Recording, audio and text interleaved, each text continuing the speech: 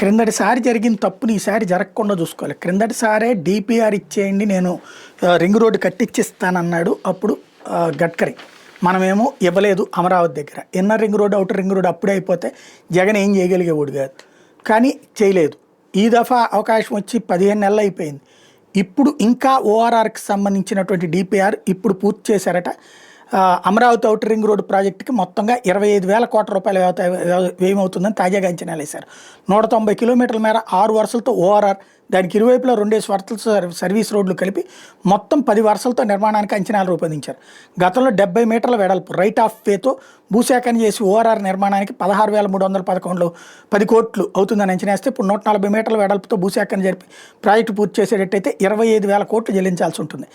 ఈ ప్రతిపాదనలు ఇక్కడ అధికారులు కేంద్ర రవాణా, జాతీయ రహదారుల మంత్రిత్వ శాఖ మోర్తులోని ప్రాజెక్ట్ అప్రైజల్ టెక్నికల్ స్క్రూటినీ కమిటీకి పంపారు. ఆ కమిటీ పరిశీలించి ఆమోదం తెలిపితే దస్త్రం ప్రభుత్వ ప్రైవేట్ భాగస్వామ్య అప్రైజల్ కమిటీ PAPACకి వెళ్తుంది. వాళ్ళు కూడా క్లియరెన్స్ ఇచ్చాక కేంద్ర కేబినెట్ కమిటీ ఆఫ్ ఎకనామికల్ అఫైర్స్కి చేరుతుంది. అక్కడ ప్రాజెక్టు బడ్జెట్కి ఆమోదం తెలిపితే రన్నింగ్లోకి వస్తుంది. అంటే ఇంకొక 6 నెలలు పడుతుంది. అప్పుడైనా వేగంగా పనులు ప్రారంభమైతే ఈ ప్రభుత్వం ఉండగానే అక్కడ ఓఆర్ఆర్ కట్టేయడం పూర్తి కావాలి, కనీసం 3 వంతులు అవ్వాలి.